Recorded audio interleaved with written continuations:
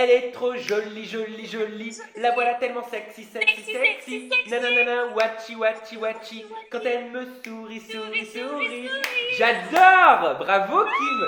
J'adore ce single. Merci, c'est gentil. C'est super estival, c'est frais, ça sent l'été, ça sent bon les vacances. Voilà, et puis je suis content de te voir et je suis content de voir ta petite mademoiselle Chanel. Moi aussi, on est content de te voir. Bisous, Bon. tonton Sam. Par contre, vous faites pas attention, regardez, je suis rouge comme une écrevisse. Hein. J'ai pris des coups de soleil, je brille. C'est terrible, c'est horrible. Vous restez avec nous à la maison, ça se passe juste après le jingle.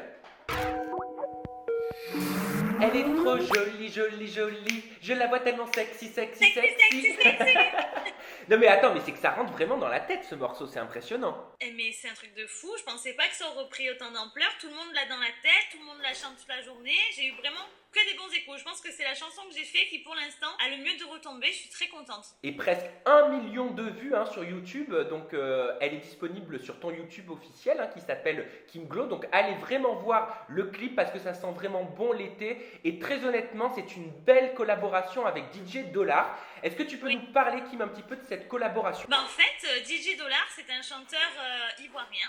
Ouais. Et en partant de l'Afrique du Sud, on s'est rencontrés au dernier moment, c'était pas prévu et du coup on a échangé 2-3 paroles, on a vu ce qu'on faisait musicalement et on a eu un petit coup de foudre musical. Mais donc ça veut dire que tu l'as rencontré à la fin du tournage? Après en partant au dernier moment, rien à voir en fait. Ah c'est incroyable. Et c'est toi qui l'as abordé ou c'est lui qui est venu te parler? En fait par rapport à une connaissance qu'on avait en commun, ça s'est fait vite fait et en fait de là on a accroché, on a eu la même idée, le producteur il a eu l'idée, donc quand on lui a parlé de tout ça, de suite il a des personnes qui sont faites pour écrire des chansons, tout ça, il a eu l'idée de faire ça. Donc la chanson elle parle de quoi concrètement? Elle prône la mixité, c'est ça? Moi je trouve que c'est important, voilà, on est en France avec tous les problèmes de racisme et tout, je me dis c'est beau, on fait une chanson tous les deux, un noir, un blanc et voilà, on prône la mixité et la chanson elle sent l'été et on se prend pas la tête et c'est génial. Vous l'avez tourné où ce clip? Parce que c'est magnifique quoi, c'est paradisiaque. Tu sais quoi, c'est paradisiaque, c'est pas loin de chez moi, on a tourné dans le sud. C'est vrai? Oui. Mais tu sais que c'est très beau le sud, hein, on a de très belles régions en France. Hein. T'as vu les images comme elles sont magnifiques, même avec le drone, on filme en l'air, tout ça. Mais on n'a pas fait semblant, on a fait un vrai clip, on a mis le budget, ça fait pas rire les mouettes. Hein. La chanson pour toi c'est important, ça fait maintenant quelques années que tu sors un single, à peu près 1 ou 2 singles par an. C'est quelque chose qui te plaît vraiment? T'as envie vraiment de te développer au niveau de la musique? Moi, je pense vraiment que plus tard, ma reconversion, ça sera que le chant parce que c'est quelque chose qui me plaît, ça m'épanouit, j'aime faire ça. Et c'est vrai qu'avec ce titre Joli Joli, pour la première fois, je sens que je me crédibilise. Tu vois ce que je veux dire? Complètement. En fait, la chanson, elle est tellement géniale que, t'as toujours des personnes qui vont critiquer, on n'y peut rien, c'est comme ça. Ça, c'est normal. On peut pas faire l'unanimité. On peut pas faire l'unanimité, mais je fais une grosse partie de l'unanimité quand même. C'est la première fois que j'ai l'impression vraiment de passer aux choses sérieuses grâce à ce titre. On se dit, ah ouais, là, c'est plus gnangnan. Là, c'est un titre, voilà quoi, c'est un vrai titre. Donc c'est quoi le but? C'est quoi l'avenir, le projet? Est-ce que tu souhaites faire un EP, peut-être en solo, toujours en featuring, développer un album, sortir d'autres singles? Alors pour l'instant, là, on est sur ce titre-là. Après, bien sûr, pourquoi pas faire un album? Je vais voir comment ça évolue, je vais voir comment ça se passe. Déjà, je m'occupe de cette chanson, on fait la promo à fond. Et puis voilà, je suis contente.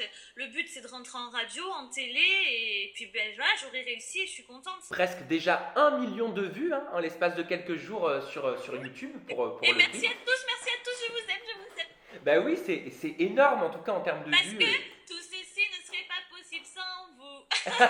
Mais attends, mais tu plaisantes, mais moi je l'aime bien cette chanson. Vous. Bon, laisse tomber, j'ai pas la voix. Elle est bien, mais elle cible plus. Voilà, c'est gentil pour les jeunes, les ados. Là, Joli Joli, on peut toucher un public plus large et c'est du concret, quoi, c'est du lourd. Est-ce que c'est pas plus compliqué de percer dans la musique quand on est participant de programmes de télé-réalité? Alors, c'est tout à fait ça. C'est-à-dire que, par exemple, la chanson, si on ne sait pas que c'est moi qui la chante, tout le monde va adorer, ça va être numéro 1 de l'été. Et dès que tu sais que c'est une personne qui a fait de la télé-réalité, souvent on essaye de te mettre des bâtons dans les roues. Pour le coup, là, j'ai de la chance, c'est que on a fait un bon titre et quand c'est bon, on a de bons retours. Hein. Mais pourquoi les gens pensent qu'une candidate de télé-réalité n'a pas la légitimité pour chanter? Moi, je me suis toujours posé la question. Parce que c'est facile pour les gens de critiquer, de se dire, les bonnes cassins. Parce que les gens, des fois, ils sont jaloux et ils veulent te fermer dans une boîte et tu peux pas en sortir de cette boîte, t'es formatisé pour ça. Mais non, on peut faire plein d'autres choses. Justement, moi, je vais m'en servir de tremplin et je vais montrer qu'on peut y arriver. Toi, tu te bats contre tous ces clichés, contre ces cases? Bah oui, c'est génial de faire de la télé-réalité. Moi, je me régale, mais je sais faire d'autres choses à côté. Le chant, je le faisais bien avant de faire de la télé. Donc, c'est pas parce que d'un coup, je fais de la télé que je ne sais plus chanter. Non, bien au contraire. Et ce que tu savais faire également avant la télé-réalité, c'est montrer tes fesses. Ah, ça, j'ai toujours su le faire. À l'arrivée de l'été, tes fesses, elles sont quand même au centre de tes réseaux sociaux. Donc, je voulais savoir pourquoi. Est-ce que tu leur voues un culte inavouable et inavoué? Alors, je vais faire un petit résumé. En ce moment, sur les réseaux sociaux, tu vois, il y a des filles qui ont la taille comme ça, les fesses comme ça, grâce à la chirurgie. Donc, je ne critique absolument pas, je trouve ça magnifique. Donc là, je suis en mode, j'essaye de sculpter mon corps pour l'instant sans chirurgie. Donc là, je me donne à fond au sport. Je vais essayer d'avoir ce résultat. Comme ça, je peux dire, si j'y arrive pas, que j'ai tout fait pour, pourquoi pas éventuellement faire la chirurgie pour avoir les fesses que je veux ou le ventre que je veux. Donc là, je suis en mode, travaille à fond pour avoir la taille comme ça et les fesses comme ça. Donc ça veut dire que tu n'as jamais fait de chirurgie, en tout cas au niveau des fesses. Ah non, je l'assumerai, je le dirai. Pour l'instant, non. Pour l'instant. Pas d'implant fessier. Non, c'est mon vrai postérieur. Pas non plus de lipofilling. Tu sais, c'est une technique qui consiste à liposucer le corps et à réinjecter la graisse dans les fesses. Ah, je connais très bien. Non, pas pour l'instant. Mais si j'y arrive pas, je pense qu'un jour je le ferai. Hein. Voilà, pour l'instant, je vais essayer d'avoir, parce que j'ai quand même de la chance d'avoir une bonne base, on va dire. Donc, je vais essayer cette bonne base d'avoir ce résultat. Donc, c'est beaucoup de sacrifices et d'efforts. Mais j'ai un coach super génial qui s'appelle Stewie Peter. Vous pouvez même le contacter à distance. Il est génial. Il fait des programmes personnalisés, même à distance. Donc, il m'a donné des conseils miracles que je vais essayer de mettre en pratique pour y arriver. D'accord, mais est-ce que tu as une alimentation spéciale? Tu suis une diète? Oui. Ah oui. En fait, je vais vous expliquer. L'alimentation, c'est 80%, le sport, 20%. Donc ça veut dire que si tu fais le sport sans l'alimentation, il te manque quand même une partie. Tu sécheras pas, en fait. Tu n'auras pas le ventre que tu veux. Donc tu manges pas tout ce que tu veux. Là, je fais un programme, je vais commencer vraiment à être bien rigoureuse. Ça veut dire que tout ce qui est junk food, aller McDonald's, Quick, machin, tout ça, ça fait pas partie de ton quotidien. Déjà, de nature, je déteste toutes ces cochonneries, donc non. Ouais. Et alors, en gros, qu'est-ce que tu manges, justement, dans cette diète? À quoi tu as droit? Je vais pas vous dévoiler tous mes secrets, hein. Faut appeler Stewie Peter et faut... Ah, elle est maline. Mais grosso modo... On va modo... dire que protéines... Bon, pour moi, protéines végétales. Voilà, par exemple, pour les gens, en gros, un truc, ça va être les filles, 5 blancs d'œufs le midi avec un seul jaune, légumes à volonté, voilà, des trucs comme ça. On enlève les sucres complets. C'est quand même ultra restrictif. C'est pas trop dur au quotidien? En fait, quand on enlève tous les sucres, c'est super dur mentalement. C'est très très dur. Pourquoi t'aimes bien, toi? T'as un petit côté sucré, gâteau, tout ça? Moi, je mange. Hein. Je me suis jamais privée dans ma vie. J'ai de la chance d'être comme je suis aujourd'hui à mon âge.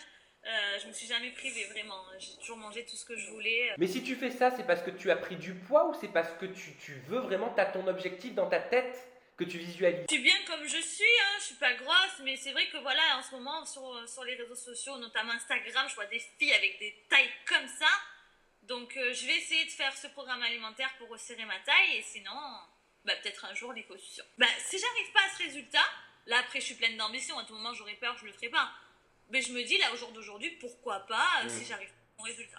Tu parles des filles sur Instagram avec des tailles ultra fines. Qu'est-ce que tu penses de ce challenge qu'on retrouve sur les réseaux sociaux? C'est le challenge de la feuille A4, où en fait, tu dois mettre une feuille A4 devant ton ventre. Et si ton ventre dépasse, en gros, les adolescentes, souvent, trouvent qu'elles sont trop grosses. Est-ce que tu trouves pas... Je ne connais pas du tout, je ne savais pas. Eh ben, je te l'apprends. Voilà, ce challenge, ça s'appelle challenge de la feuille A4. Est-ce que tu trouves que c'est dangereux? Vu comme ça, oui, je suis pas fan de tous ces challenges improvisés qui sont pas forcément suivis dans un cadre médical adapté. Ouais. Donc, je dirais aux jeunes filles, non, ne prenez pas parce que c'est la mode en ce moment du challenge feuille A4. Moi, je suis pas pour ça. Voilà, rappelons que toi, tu le fais dans un cadre médical, tu es suivi par un coach. Oui. Quand on fait un régime comme ça, il faut avoir des compléments alimentaires pour pas avoir de carence. Enfin, ça se fait pas comme ça. Tiens, je fais un régime, je mange plus et hop, après tu tombes dans les pommes. Non, il faut avoir un suivi, il faut être. Alors moi je t'ai vu entièrement nu sur Snapchat, alors des posts très sexy, hein. Je crois que tu faisais la promotion de ton single Joli Joli, tu te caresses un J'étais petit pas peu. toute nue pour faire la promo de mon single. Mais à la fin on te retrouve quand même entièrement nu où tu montes tes traces de bronzage. Ah, mais c'était pas pour la promo, c'était après. En fait, je faisais mon petit snap et j'ai vu que j'avais des marques de bronzage. Et c'est vrai que moi, je suis tellement nature que des fois, je fais même pas attention que je suis sur Snapchat en fait. Oui, parce que pour toi en gros tu partages vraiment ton quotidien. Moi, je partage ma vie, quoi. Nu également sur Instagram, on a eu droit il y a quelques semaines à une vidéo hein, pour célébrer tes 400 000 abonnés. J'ai 500 000. Ah ben 500 000. Alors la prochaine vidéo tu nous montres ton popotin, c'est pourquoi? C'est pour le million? Allez, pour le million. Et je vais mettre toutes mes copines et on formera des zéros avec les fesses. Donc là on la voit, hein, les personnes qui nous regardent voient la vidéo qui est en train de défiler sur leur écran. Qu'est-ce qui t'a pris? Tu sais que ça a été très critiqué, hein, c'est même passé à touche pas à mon poste. Beaucoup n'ont pas compris pourquoi inscrire ce chiffre 400 sur tes fesses. Et ben en fait, j'ai trouvé ça sur le compte d'une fille super connue sur Instagram en Russie, une fille magnifique qui a des millions d'abonnés. Et je dis, ah, mais elle est trop rigolote cette vidéo. Je dis, bah bonne idée, je vais me tirer un peu de ses idéales pour faire une sorte comme ça. Elle avait fait avec plusieurs filles en fait. Et moi, je me suis dit, ben tiens, c'est rigolo, c'est original. Et en fait, moi, c'est vrai que quand je fais les choses, je vois pas le mal. Je fais les choses parce que j'ai envie de les faire. Et j'oublie que beaucoup de gens me critiquent. Mais il y en a plein qui ont trouvé ça rigolo. Hein. Bah moi j'ai trouvé ça rigolo. Moi, j'ai eu plein de filles qui m'ont dit, Kim, on a beau te critiquer, mais si j'avais eu ton postérieur, eh ben moi, j'aurais osé le faire. Mais c'est vrai que t'as pas un pet de cellulite quoi, c'est impressionnant, on dirait 2 pommes. Voilà, voilà. J'ai relevé moi un article qui a été rédigé par potin.net qui titrait Kim choque avec des photos extrêmement vulgaires. Qu'est-ce que tu en penses et qu'est-ce que tu leur réponds? Oui, mais ça va, je suis en maillot de bain sur une plage, oh là là. Parce qu'en fait, cette photo, je l'ai fait et d'un coup, je regarde la photo, je fais, mais purée, mes fesses, elles sont super bombées, sans retouche pour le coup, hein. Vraiment. Et je dis, bah, je vais la mettre, je suis trop fière, je la trouvais super cette photo. Je me dis, pas tout le monde est capable de faire le grand écart facial. Le résultat des fesses, il est super beau. Et moi, je suis comme ça, je mets parce que j'ai envie de le mettre et je pense pas aux gens. Il n'y a rien de choquant, je suis sur une plage.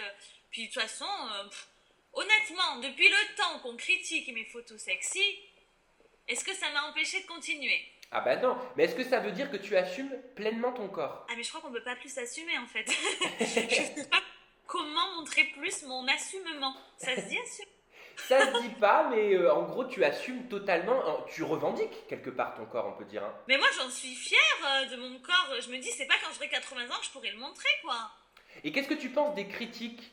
Il y a eu des critiques, des personnes ont commenté donc cette photo en disant mais enfin Kim, est-ce que tu réalises Alors que... j'ai regardé des critiques, j'ai regardé. C'est que des minots qui comprennent rien à la vie, qui font les choqués, qui ont 13 ans, qui n'ont pas regardé Instagram en fait. Mais justement ces personnes-là disent est-ce que tu sais que tu es suivi par de nombreux jeunes, pourquoi tu postes des photos comme ça? Qu'est-ce que tu réponds à Je tout dis ça? pas que des jeunes, mais les critiques c'est souvent les jeunes parce qu'ils ont que ça à faire, ils s'ennuient, ils sont devant leur ordi et... Non, les critiques, des fois j'essaye de les raisonner, après ils me disent ah désolé, j'aurais pas dû dire ça. En fait, ils n'ont pas conscience des mots qu'ils disent, c'est tout. Ils n'ont pas conscience, ils sont là, ils veulent faire les beaux pour faire les beaux devant les collègues, et c'est tout. Et ceux qui n'avaient pas conscience de l'ampleur et de la polémique qui allait avoir lieu, ce sont tes amis. Donc le couple Shana et Thibaut, tu vas voir où est-ce que je vais en venir Kim, parce qu'ils sont en gros les dirigeants d'une marque de blanchiment dentaire à domicile qui s'appelle Brilliance, hein, c'est bien ça, je me trompe pas? Des Brian. Des Ouais. Bryant, voilà, dont tu as fait la pub entre autres, également de nombreuses personnalités dans le monde de la télé-réalité. Et en fait, on a découvert il y a quelques jours que c'était eux qui dirigeaient cette marque, ils l'avaient cachée. Est-ce que tu peux nous recontextualiser un petit peu cette histoire et nous expliquer ce qu'il s'est passé? Allez, alors je vais te faire un résumé parce que Shana et Thibaut sont mes amis. Voilà, Shana c'est une de mes meilleures amies que j'aime très Je fort sais. et je vais t'expliquer. Comme tu m'as dit tout à l'heure, quand on fait de la télé-réalité, on est décrédibilisé de tout. Oui. On est d'accord. Donc voilà, ils ont fait les recherches pour Brébaillanche, quelque chose de sérieux et très très bien fait. Mais le problème, c'est que quand on sort d'une télé-réalité, eh ben quoi qu'on fasse, ça sera jamais bien parce qu'on est cantonné dans ce schéma, tu vois. Donc c'est juste, c'est pas qu'ils ont voulu mentir, c'est juste, voilà, quand on contacte les people pour faire la pub, tout ça, c'est pas méchant, mais des fois il y a des jalousies, c'est comme ça se contrôle pas. Et puis si on sait que c'est eux, on va dire bah non, bah le produit, moi je veux pas le faire. Ça doit être du caca. Alors que pas du tout, tout est carré, tout est en règle, tout est bien fait, tu vois. Ils n'ont pas voulu, en fait, si je comprends bien, mêler leur image télé-réalité au business qu'ils étaient en train de créer. C'est ça, alors que c'est un business qui est vraiment carré et très très bien fait, tu vois. Vraiment, ce serait quelqu'un d'autre, on aurait dit c'est génial, de suite c'est eux, ah ben ça va être de la merde. Non, alors qu'ils ont fait les choses bien. Pour le coup, Shana et Thibaut, vraiment, ils vont vraiment vers le haut, ils savent ce qu'ils veulent faire. Shana et Thibaut, ce sont des entrepreneurs, ils savent ce qu'ils veulent, ils font vraiment les choses bien. Voilà, Thibaut, il a un cerveau de fou, mais c'est dingue tout ce qu'il sait faire. Shana, elle est super ambitieuse, elle a la niaque, elle veut y arriver, et elle y arrive. Et moi, je serai toujours la première à soutenir Shana. Parce que c'est une fille qui a des idées en or et qui ira très loin dans la vie. La preuve, elle a fait Bébraillance, ça marche de folie. C'est vrai.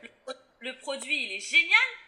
Alors maintenant qu'il a fait ses preuves, que ça marche, que tout est bien, pourquoi? Parce que c'est eux, d'un coup, ça serait de la merde.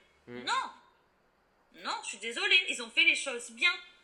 Et après, il y a des gens qui veulent leur salir leur image, mais je suis désolée, c'est méchant. Alors, on veut bien te faire la pub, le produit, il est bien, mais on sait que c'est toi, d'un coup, on veut plus te le Mais faire. justement, Amélie Netten, donc la star de télé-réalité, a notamment, elle, fait la pub de Bébraillance sur les réseaux sociaux. Donc j'imagine qu'elle a été payée, forcément c'est normal, hein, y a pas de mal à être payée pour faire la promotion. Par contre, là-dedans, j'en sais rien. Pour faire la promotion d'un poste. Mais quand elle a su que Thibaut et Shana se trouvaient derrière cette marque, donc derrière Bébraillance, elle a mis des posts extrêmement choqués sur les réseaux sociaux en disant en gros que si elle l'avait su, elle ne l'aurait jamais fait vu que Shana et Thibaut l'avaient beaucoup critiqué. Mais pourquoi alors elle l'aurait jamais fait? Ça change quoi? Ça change quoi? Qu'est-ce que tu en penses, toi? Est-ce que tu es d'accord avec ce genre de réaction? Mais pas du tout. Si le produit, tout est fait dans les règles de l'art, si tout a été carré, dans les règles, pourquoi? Parce que ce serait Shana et Thibaut. Tu vois ce que je veux dire? Ouais. Est-ce qu'elle a raison, Amélie, de réagir comme ça? Écoute, j'ai pas suivi l'histoire, mais de ce que tu me dis, non, moi je trouve que pour le coup, je suis pas d'accord avec elle. Et qu'est-ce que tu penses de la réaction de Benjamin Maché, qui lui a lancé le hashtag sur les réseaux sociaux, hashtag je vends mes potes pour des euros, hashtag pas de face, hashtag pas de couilles. C'est violent quand même. Ah, je suis pas du tout au courant de ça. Je comprends pas. Au lieu d'être heureux de voir des gens qui réussissent, je sais pas moi pourquoi on devrait toujours casser les gens comme ça. Je sais pas, souhaitez-leur le meilleur. Et prenez exemple, essayez vous aussi de faire des trucs comme ça. Je sais pas. Moi, quand je les vois faire tout ça, je me dis waouh, mais je suis contente d'avoir des amis comme ça. Shana et Thibaut, ils sont géniaux, ils ont des idées de fous, ils iront loin dans la vie. Moi, j'aime m'entourer de personnes comme ça. Toi, est-ce que tu le savais qu'ils étaient derrière cette marque, étant donné que ce sont tes amis, ou tu le savais pas? Moi, je le savais. Bah après, on n'a pas à juger, hein, c'est normal. Quand tu es proche de quelqu'un, quand tu as une relation de confiance et que tu es Moi, ami. Shana, c'est comme une sœur, c'est plus qu'une amie, c'est comme si c'était la famille. Donc moi, bien sûr que je parle pas, que je dis rien. Moi, ce qu'elle me dit, c'est mon amie et c'est comme ça. Je la soutiendrai et je l'encouragerai toujours. Je veux qu'elle aille encore plus loin. Moi, j'adore la voir réussir. Comment est-ce qu'ils ont vécu cet acharnement médiatique? Ils ont le mental pour, hein, parce que quand on sort de télé-réalité, le mental, tu l'as. Et ils ont su très bien rebondir et puis ils vont s'entourer des bonnes personnes qui vont les aider à aller encore plus loin. Et puis les gens néfastes, on n'en veut pas et voilà. Et bien au final, tout est bien qui finit bien parce que tout le monde est maintenant au courant que cette marque Bébraillance appartient à Shana et Thibaut. Le produit, il est très bien commenté, extrêmement bien critiqué sur les réseaux sociaux parce qu'apparemment ça marche réellement. Donc voilà, moi tout ce que j'ai envie de dire, c'est bravo à vous, Shana et Thibaut, et bravo à toi, Kim, de les défendre parce qu'ils n'ont rien fait de mal, mis à part créer un business, et beaucoup de personnes devraient prendre exemple sur eux. Dernier point avant qu'on se quitte, Kim, c'est toujours très triste, mais bon, on passe toujours de très bons moments en websam. J'ai regardé un petit peu ton Twitter et j'ai vu de nombreuses photos où tu étais à Cannes, un micro à la main, avec le hashtag animatrice, bientôt animatrice, hashtag passion du cinéma. Donc moi j'aimerais savoir si tu aimerais te développer en tant qu'animatrice télé ou chroniqueuse. Eh ben, je ne ferme pas les portes, tout est possible. Et c'est vrai que quand j'ai fait cette journée à Cannes en interviewant les gens pour un site web, et en fait en tenant le micro en étant animatrice, ça m'a plu. Moi j'aime bien prendre du plaisir dans ce que je fais et j'ai ressenti du plaisir. Donc ça m'a mis un pied là-dedans et je me dis pourquoi pas, à voir. Est-ce que c'était ta première expérience en tant qu'animatrice? Oui, comme ça, pour vraiment pour devant une caméra, en parlant avec les gens, tout ça en animant, oui. Mais c'était super. Qu'est-ce que ça t'a fait? Bah déjà, il faut se forcer à bien parler, à poser sa voix, à avoir une bonne élocution, articulée. Donc, faut pas parler comme tu parles là, tout concentré. Non, c'était cool, j'ai adoré. Mais ça te va bien, je trouve. Ça te va vraiment bien. Ben, j'essaye que, quand je fais quelque chose, j'essaye toujours de le faire bien. Si une chaîne t'approche, ou si une émission du PAF te contacte, qui sait, pour te dire voilà Kim, tu t'y connais en télé-réalité, on aimerait avoir ton opinion, ton avis, que tu puisses débriefer, je sais pas, peut-être dans une émission comme Touche pas à mon poste sur des 8, est-ce que c'est quelque chose qui pourrait te séduire? À voir plus tard, pourquoi pas. Après, il faut voir en fonction des projets, en fonction de ce qu'on fait comme... Voilà, il faut voir en fonction... je sais pas, pourquoi pas. Et félicitations Kim pour tout ton parcours, pour tout ce que tu fais, pour tout ce que tu entreprends, parce que tu ne lâches rien. Tu prouves à tout le monde qu'on peut faire de la télé-réalité et qu'on peut faire également autre chose, qu'on peut faire de la musique, qu'on peut faire de l'animation et qu'on peut aussi défendre des causes nobles, hein. Je rappelle que notre interview qui parle de la défense des animaux, donc de la cause animale, est toujours disponible sur ma chaîne YouTube. C'était ta précédente interview Websam. On rappelle quand même l'information principale, c'est attention 1, 2, 3. Elle est trop jolie, jolie, jolie. La voilà tellement sexy, sexy, sexy. Wachi, wachi, wachi. Quand elle me...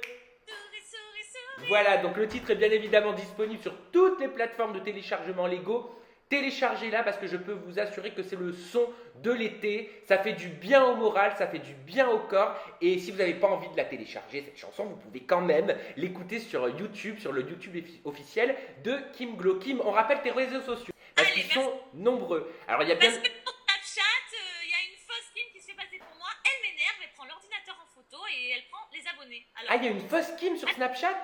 et ouais, et moi je peux même pas mettre mon vrai nom sur Snap. J'étais obligée de mettre Tata Kimi for Fan. C'est un truc de fou. Donc oui, justement, ton Snapchat, c'est Tata Kimi for Fan. Tata Kim pour les fans, en gros, traduction française.